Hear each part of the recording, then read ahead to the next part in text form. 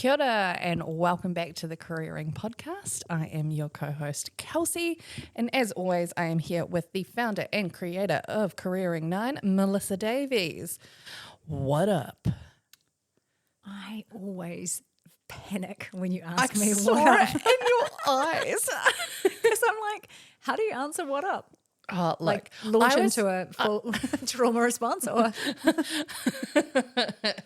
I was going into my full like American radio DJ vibe. Okay, next time give me the heads up. Oh, apologies. Sorry. I'm just going to go and drink my wine now. Yeah, we're back on our bullshit, rosé in hand. Look, we know what works and what doesn't now, so we're into it. We're rocking along. Ola, what's going on this week? What are you obsessed with?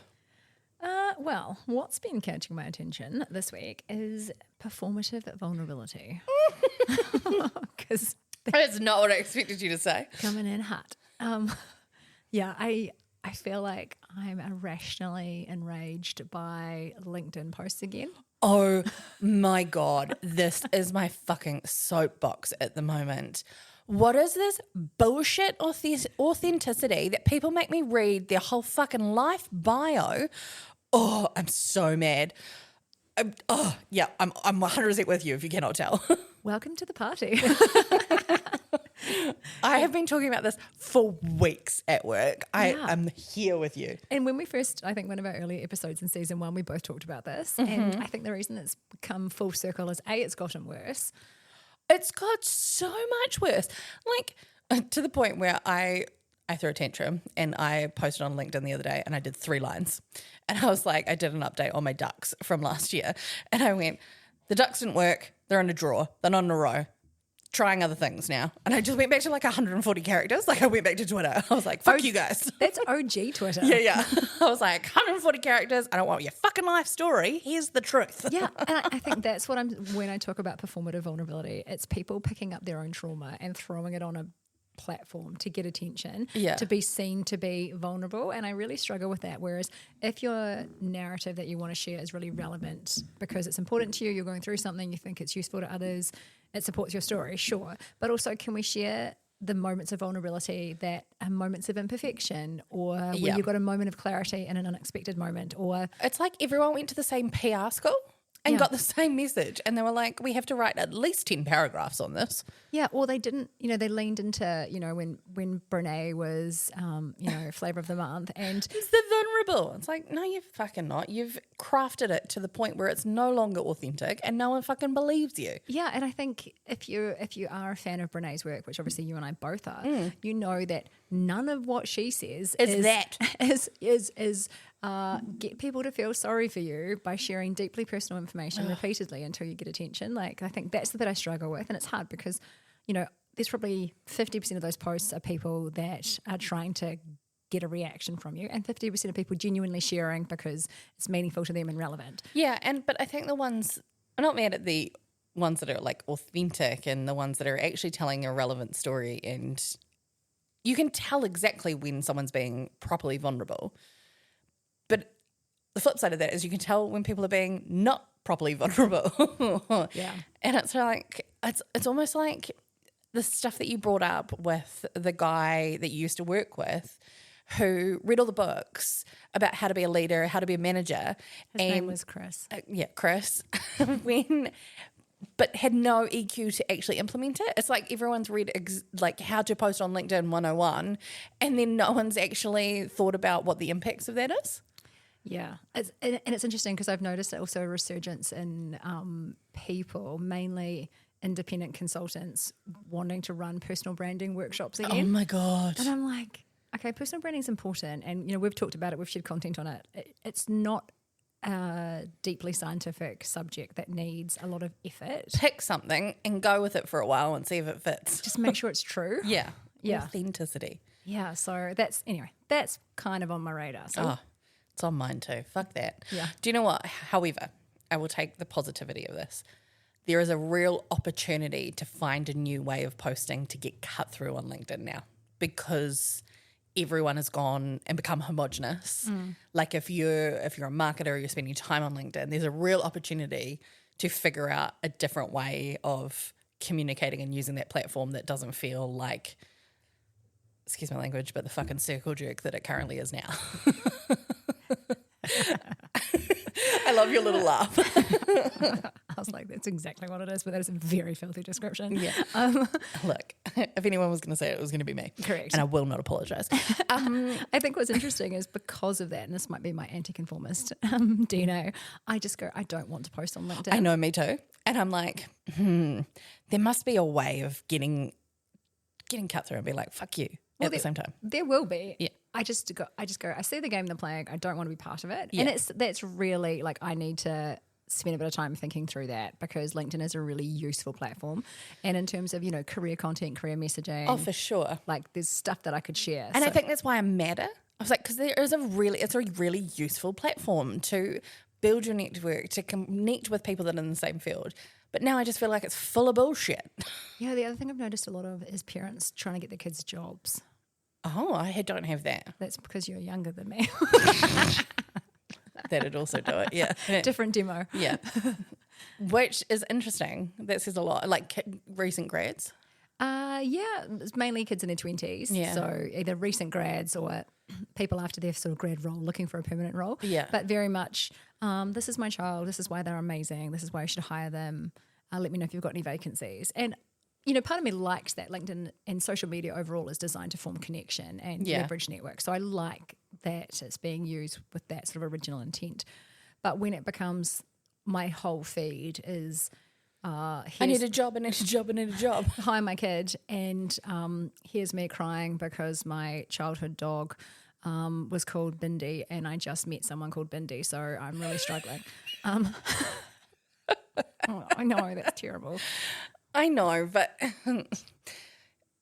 yeah, there's a real Facebookification of LinkedIn going on at the moment. Do you think it's because people have lost trust and usage of Facebook has dropped? 100%. So people still want to share their story. Yeah, absolutely. Maybe we're the problem. Oh. Maybe everyone else is on board with it and we just need to catch up. We're always the problem. Yeah, I've been called worse. Yes, also true. Fair so enough. what about you, Kels? What's grabbing your attention at the moment? Look, I am still deeply affected by Lewis Hamilton leaving Mercedes and going to Ferrari. Affected positively or negatively? Unsure as of yet. Seesawing. Yeah. I'm like, fuck that. The new year, the 2024 Mercedes test run must have been fucking terrible for him to just be like, I'm out, skis. Or did Ferrari put a little dosh on the table? Oh, that too, probably. And also, like, Time why for would change? you? And why would you not want to be associated with that brand if you're about to leave? Like, because everyone's talking about retirement, right? Like, he's turning 40 this year, and so Very young. Not in the world of F1 where the drivers are coming out as like 20-year-olds and some of like the fastest things that ever have been created. It's insane. Yeah. But I think, yeah, I can imagine being associated with the Ferrari brand as an F1 driver would be an opportunity you wouldn't pass up. But he's been at Mercedes for so fucking long now. Yeah. It just doesn't, yeah. It'll be interesting to watch his journey as he evolves because F1 is such an individual sport and to bring your A game, you've got to trust everyone around you to do their bit well. And, you know, if you've been in an organisation like Mercedes for so long, you know your pit crew, you know your head engineers, you know the principal really, really well. And then suddenly you've got to build relationships and trust with everybody. Can you imagine being in a job for like, because I think he was there, I honestly do not quote me on when you started at Mercedes, but it would be almost 20 years. No, can't have been that long. I don't even know. Don't ask. Are you Googling it? Yeah. Great. I feel like we should get the facts on this. And then just up and leaving and going to a whole new machine, a whole new team, like, and you still have to be one of the highest performing athletes in the world. He joined Mercedes from McLaren in 2013. 2013. I knew there was a 3. I just didn't know whether it was 2003. I mean, he's been around that long. So. Yeah, he has. So, yeah, 10 years plus in an organisation. And then 7... Yeah, you took them 7 to... titles. Yeah. Yeah. And now you're like, right, let's start from scratch. Let's be a third former again. That's terrifying when you put it in that context. Right? I think because also, you know, you said it was an individual sport, but I think it being a sport of, it's a team sport to me because he has to have the strategist and everything else that comes with it. And it has to be the most well-oiled machine. He's just the point of the arrow, right? It's going to be fascinating to see how it works because Ferrari, not really known for their strategy recently.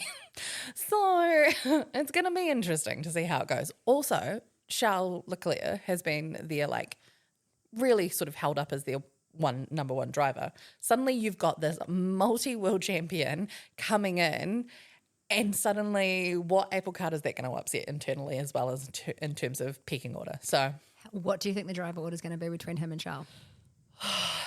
You'd have to back the guy that you know and trust first, right? So you think Lewis will be driver 2? Only for a little bit, only until he proves himself. If he starts to outperform Charles, it's going to be an immediate switch. It'll be a fascinating character battle to watch how they behave. Oh, it's going to be a fascinating management and leadership thing to watch. Yeah. Because suddenly you've got one that is fighting for his first ever World Cup, and then you've got someone who's fighting to stay in the game, fighting his whole history at a completely different organisation and learning everything new. It's going to be insane, and I'm so looking forward to it. Yeah, well, awesome case study and super good segue to our topic this week, which is around fear. It's like I planned it. So one of the things we wanted to chat about, we get a couple of there's two sort of themes we get a lot of questions around. One is around fears and how to manage those, and especially around career change and career transition. And the other is around that changing of careers and how you deal with that. So we're going to do this episode on fears. We'll do another episode on change.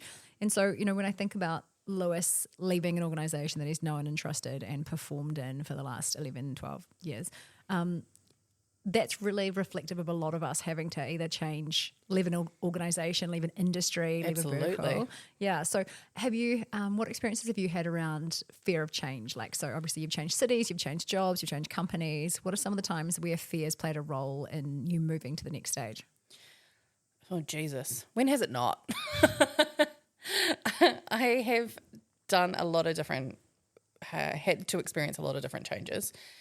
And whether that was being made redundant, whether that was moving cities, whether that was having an accident and suddenly having no job and not being able to go overseas, whether it was COVID forcing me to stay in a country, there's been a lot of different fears? A lot of different fears, a lot of different changes. Yeah. But I think it all comes back to the unknown, right? And those two go hand in hand, right? Change and fear. It's quite normal that before any major change, there's a ton of fear about that change. Yeah.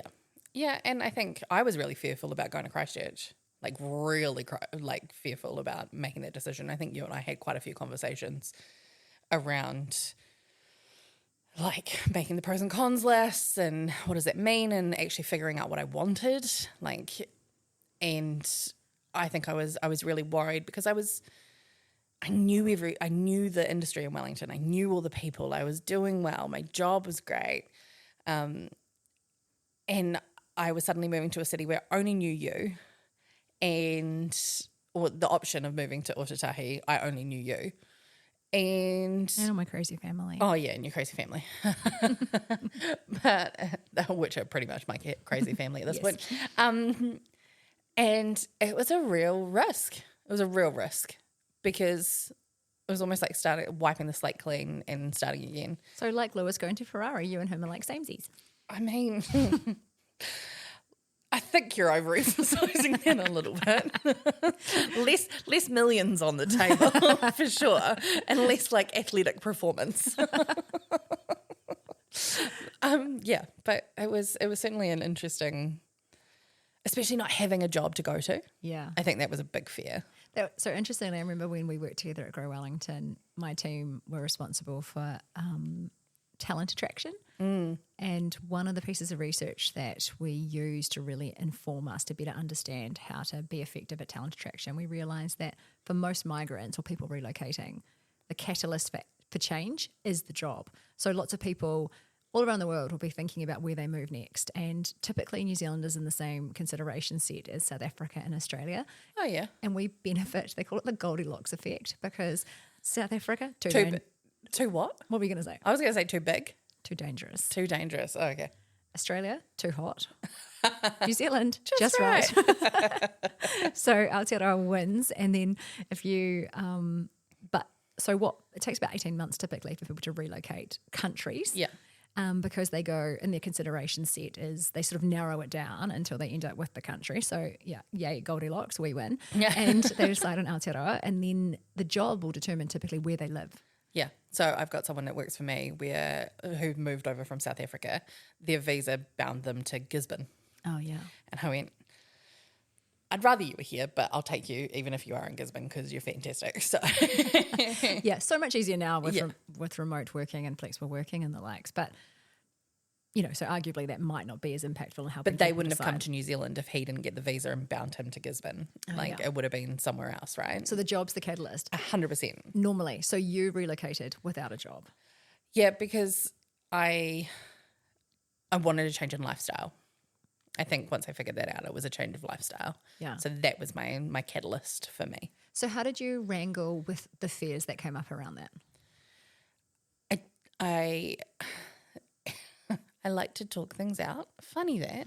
Also common with women is we like to vocalize our concerns. And I'm a self-projected projector, but that's human design, and we'll talk about that some other time. So talked to you a lot, talked to a lot of people, and worked it through. I think once I'd figured out what was wrong currently, it made it a lot easier to work through the fears and kind of so I was scared that I would move down and I wouldn't be able to find a job.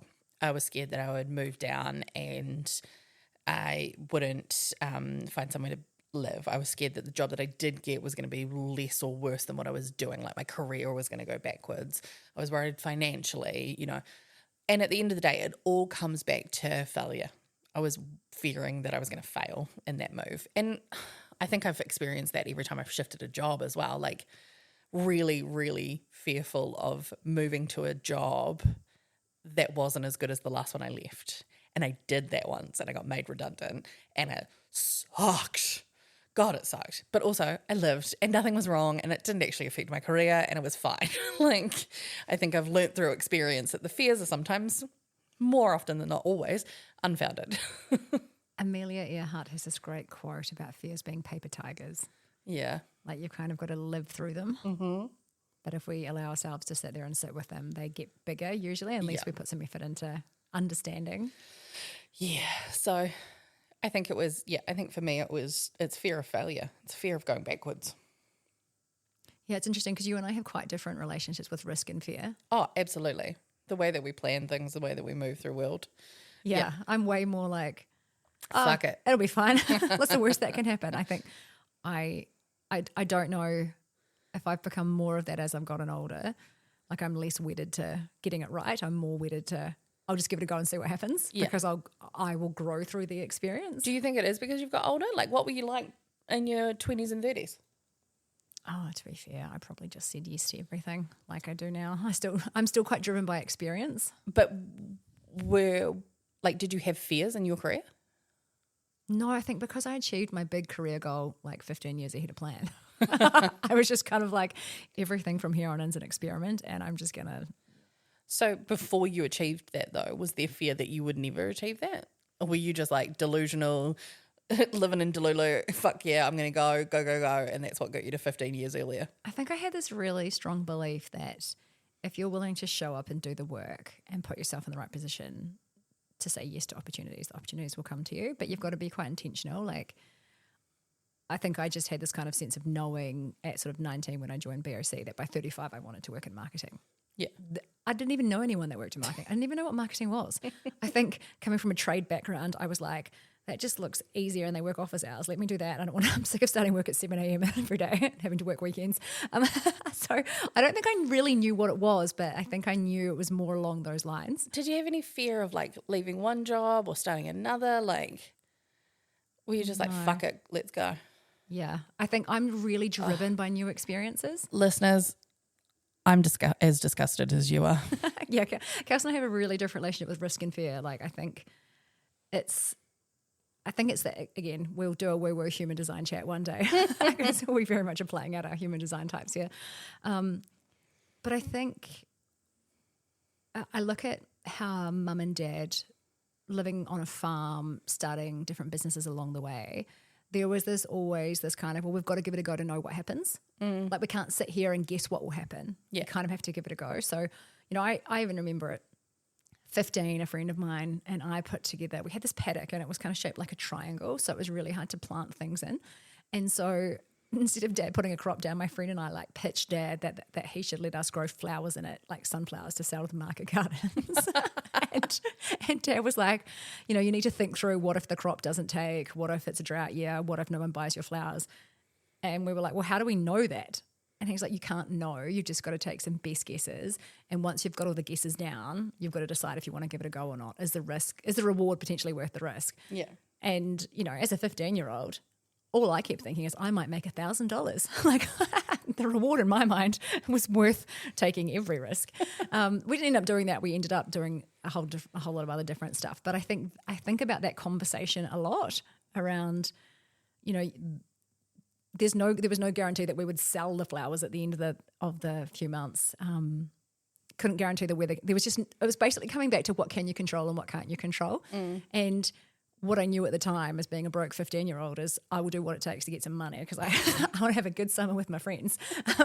So my motivation was weird, but I think that's really informed. So I think since then, some of those skills have been quite helpful. Yeah, it sounds like it. Yeah. Especially if you've never had to deal with fear in your career. Well, I will have. I'm thinking the more of the fear were around environments where people were bullies and things like that. Right. But taking risk and change. So change and fear, I don't have that relationship. But you've had a fear of, have you ever had a fear of not performing or not performing to the standard that you thought that you should be at or others thought you should be at? No, so I have really high self-efficacy when it comes to work because I think I've done so much to get to that point. And I've worked since I was 12. So just fear of other people then? Yeah. Yeah. You're just scared of humans. Fear of nasty people. When it comes to change, I have a high change orientation. Yeah. And I have a high risk profile. I'm all about experimenting. And you guys can learn from my lessons. I'll share all the stuff ups along the way because I think that's a part of it. And, I'm very comfortable with that I'm going to get it wrong and I'm okay saying I got it wrong. Financial fear, yes, definitely have had that. Like when I quit my job in Australia after 14, 15 years of big corporate roles and quit and went to Jamaica. Before I did that, I spent a few months working with an executive coach and working out a game plan. And part of that game plan, it was really important for me to have, what does my safety net look like? If this all goes wrong and I don't end up landing where I think I'm going to land, what do my other options start to look like? Yeah. And I realize now there's some tools that actually help you do that. At the time, I was just kind of like, let's, hope for the best, plan for the worst, and then just go for it. But I've moved away from that now because you can't guarantee the best and you can't guarantee the worst. Yeah. There's so much in between and so many variables. It's not one or the other. Yeah. Yeah. And the worst, usually it's usually the thing that comes out of nowhere, not the thing you think might happen. Mm-hmm. Because if you think it might happen, you might not take the chance anyway. So I've definitely built tools in the toolkit that help with that. But I think in terms of the career fears, again, maybe why I've probably had them and just don't recall them because along the way I've always hired executive coaches or had managers or mentors where I've been able to talk things through. So before I get to that final decision, I'm really clear about why I'm doing it. Can I ask or see if it prompts anything? That decision to quit your job and go to Jamaica, yes, you might not have had fear when you made that decision. You're probably fucking excited and you're like, fuck you guys, I'm out. Yeah. There was just the financial stuff, and once you figured that out, I'm sure you were fine. When you made that decision, what were your thoughts around the long-term effects on your career and what the future of your career looked like after you'd done the Jamaica stuff? I did not think that far ahead. Okay. Didn't care. Right. You were just like one stepping stone in front of you and then the rest we'll figure it out later. Well, I think what I'd figured out is by that point, I'd been made redundant 3 times by that point. Yeah. So what I'd realised is I'm highly employable. I have a skill set that's really transferable. And if all else fails, I'm really happy to go home and crash with my parents and work at the local fish and chip shop. I actually don't care. So it wasn't, the next role must be better than the one before orientated. Yeah. No, and leaving that, if anything, I wanted to get the hell out of that system. Like, yeah, climbing that corporate ladder just had no appeal. You did it and didn't like it. Yeah.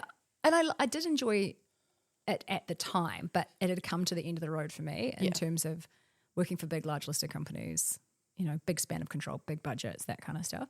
Weirdly, I've enjoyed coming back into that space a little bit now, but the culture of those organizations is more impactful and how I work is more important to me. I don't really care about what you do. It's what it does.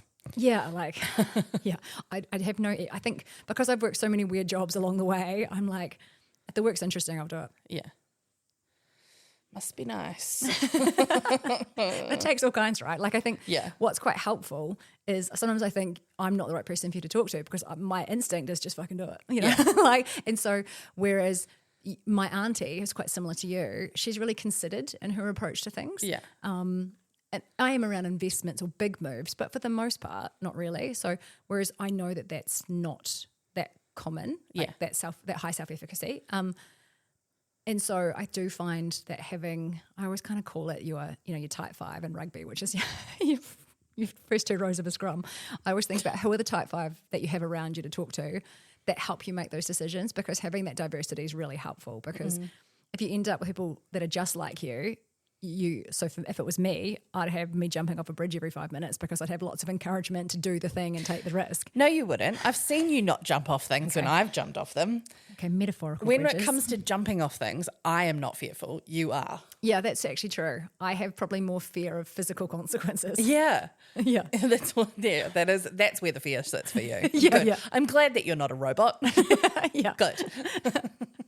Yeah, definitely. And so, the counter to that is if you have whether it's business or your personal kind of sounding boards, if they're homogenous and reinforce your own personal views, you'll talk yourself out of everything. If you're someone who sees the risk and has the fear, or if you're like me and you probably have a high risk profile, you'll just do crazy shit all the time and have a good time. Hit me up if you want some advice to do it, because I'll tell you to. Yeah, but I think I say that with jest, but I do have tools in the toolkit. As you'd expect from me around. It also sounds like you've had a lot of experiences that you've got through and gone, but did I die? Yeah. Yeah, you know what? I actually think that helps build perspective. Yeah, it helps you deal with fear is when you've gone through a whole lot of shit. And, there's a whole backstory of stuff, thanks to a couple of psycho ex-boyfriends especially, that makes for a good book on a different topic. We don't date people with the first name starting with J anymore, do we, Melissa? Yeah, or S. Or S, yeah. Yeah. But I think, you go through those experiences, you go through a few redundancies, you deal with a couple of oh my God, I remember when bullies. I got made redundant and I thought the world was fucking ending. And now you make me redundant tomorrow and I'll be like, fucking doesn't matter. But Melissa was one of my type 5. And I mean, I've been made redundant. And she was like, let's go get margaritas. It's not that big a deal. You'll find another job. No, I was like, cry it out, talk it through. She's horrible. Good outcome. Glad you're out of there. But it'll be fine. You'll be fine. Yeah. You're very employable. And I think that's the thing, is that when you've been in those situations or you've been in jobs like you were talking about, bullying and that sort of stuff, you almost get trained or taught to be fearful. And so it amplifies your natural risk or your natural fear instincts. And I think in that environment where I got made redundant, I had just been whittled down until I was my self-worth and my fear. My self-worth was low and my fear was high. Yeah, those two definitely go hand in hand, because your fears become bigger when what you believe you're deserving of or capable of gets smaller. 100%. Yeah, so that's actually quite good perspective. And I think that's where having a coach or someone along the way, as soon as you start to feel that things are, or bring your type 5 together, when you feel like things are getting a bit rocky, bringing people into a discussion early, because they can calibrate you and be like, hey, this person's, it is impacting your self-worth, or it is impacting how you view yourself. Well, that culture's not good for you. Actually, the roles are really wrong fit for your skill set. You're doing lots of X and Y, but you're really good at A and B. Yeah. And I'm thinking, unless you have those conversations with people, you won't see it sometimes if someone's, pushing you down. Look, and to be honest, while I was even in that role, it wasn't until I couldn't, people around me told me. And you can't see it until you're ready to see it. And it's hard. It is hard because of the fear. Yeah. Because you're like, well, I'm not worth it. I've been told I'm not worth it every single day that I go to work. So why? Of course I'm terrified I'm never going to find another job. Yeah. I'm not employable. and this person doesn't even want me. So it just breeds fear. Yeah, it does. I think about that situation for me, that last role with the bully boss. One of my really good girlfriends, she was the head of HR for an engineering firm, and she's amazing to talk to, and she has a really balanced perspective of things. And I remember feeling like I'd been talking to my friends about, so I had a lot of really good female friends that were in quite senior roles in Sydney, and we would talk really openly about some of our career challenges. But I remember this sort of time in particular, Jess and I went down to crash at her dad's in Tasmania and go hiking and, up in the mountains. And I remember just sort of talking through with her what I wasn't enjoying about work. And she was so good at being like, here's how you navigate yourself out of this situation. So again, in terms of alleviating fears, someone helping you understand the roadmap was actually really important. Because the actions. Yeah, and because she was an HR professional, she was like, if the bullying increases, these are your options. If they force you into like a constructive dismissal, these are your options. If you resign, but you feel like it's because you're under pressure, these are your options. Here's the next steps. Here's what and I was like, oh, it's really powerful to help navigate fear when you've got someone or insights that help you map the context and you really understand what the future outcomes could start to look like. Because like we said before, it's never best case, worst case. Yeah. It's what are the twists and turns that this could take? What are all the options? Yeah. And I think that's probably my natural thinking style, is to be like, what are all the possibilities here? How do I get the lay of the land? How do I understand worst case and kind of... And what do I want? Yeah. And then once I've got that, leaning into what's the outcome I want. Because if you're moving from a place of fear, you attract more of that because you've got the scarcity mindset, you're worried and you're just bringing more of that in. Whereas if you can work through that with trusted people and then get to a point where you're like, okay, I know I want to leave and I don't care what the conditions are or whatever that outcome is, you feel way more comfortable about moving things forward. So if you were listening to this episode and you were talking to someone like me who's an anxious little baby, who just hasn't been through as much crazy shit as I have and built those muscles. But also just sort of, more risk averse and does like to do a pros and cons, do a bit of a decision matrix. Yeah. What would your advice be if you were sitting in fear, whether that's sitting in fear of leaving a job that you currently think you want to leave but you're not sure, or the fear of staying somewhere too long, whether it's the fear of that you're not performing at work or that work is going to restructure and you're going to be made redundant. What's the sort of, or sustaining at top performance as well? Like, how do you keep it going? Like, what would your advice be? I think the first thing is you've got to know yourself. If you're someone that likes risk, doesn't like risk, likes change, doesn't like change, are your fears anchored to, are they based on real experiences or are they based on a narrative that... What are your cognitive biases and your perceptions that are feeding it? Yeah, so kind of know yourself well. Get that type 5 or that coach around you to help calibrate to, because sometimes an external perspective can maybe see where you're overthinking things or whether you're underestimating the risk of change. I had a reflection conversation with my coach the other day and he goes, yeah, you were in a real victim mindset. And I was like, oh, stab me in the heart. Jesus. It's like, fuck, we can talk about that now, but Jesus.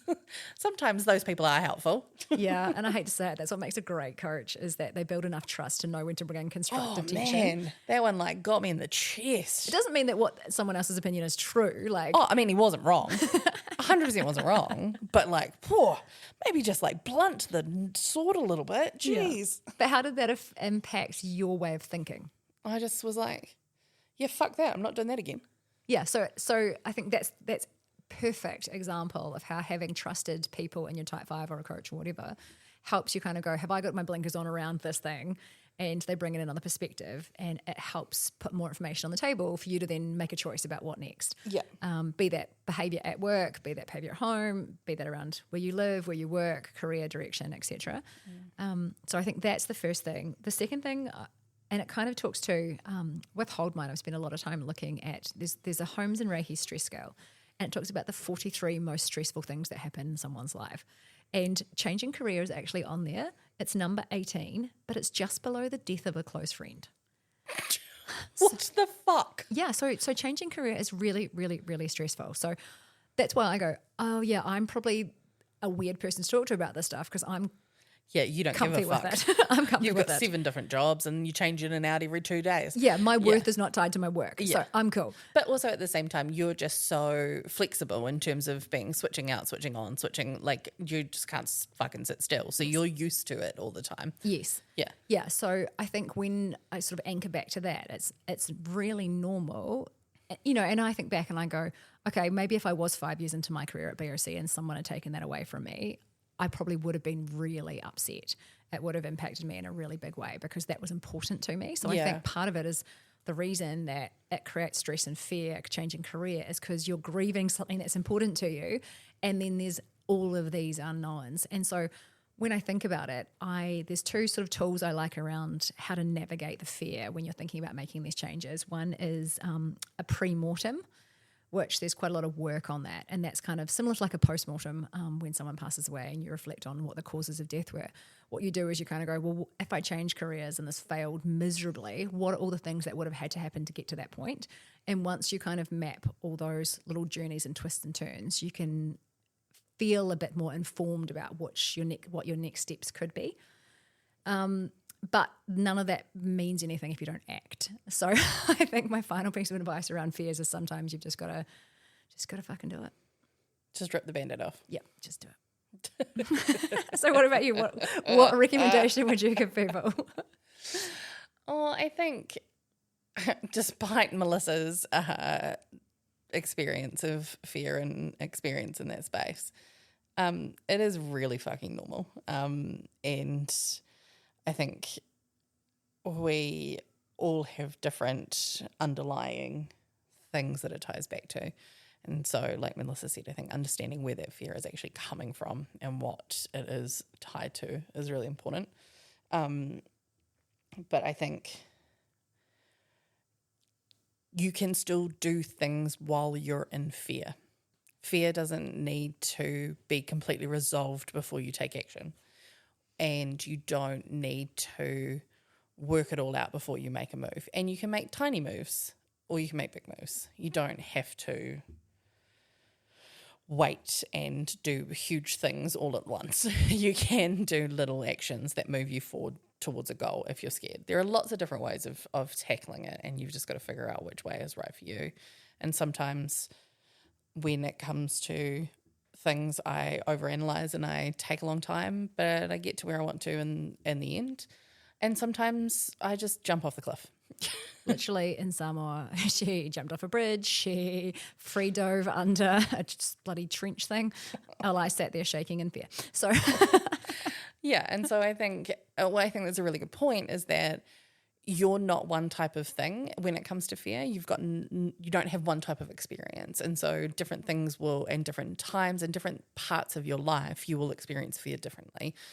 We're coming from this with a reasonable socioeconomic platform with no children, like we've got a lot of different life experiences that other people won't have or do have or whatever, and it just means that the whole sum of you will affect how fear affects you, and you've just got to make sure that you are working it through and looking at having a large look at the perspective of what it means in that moment.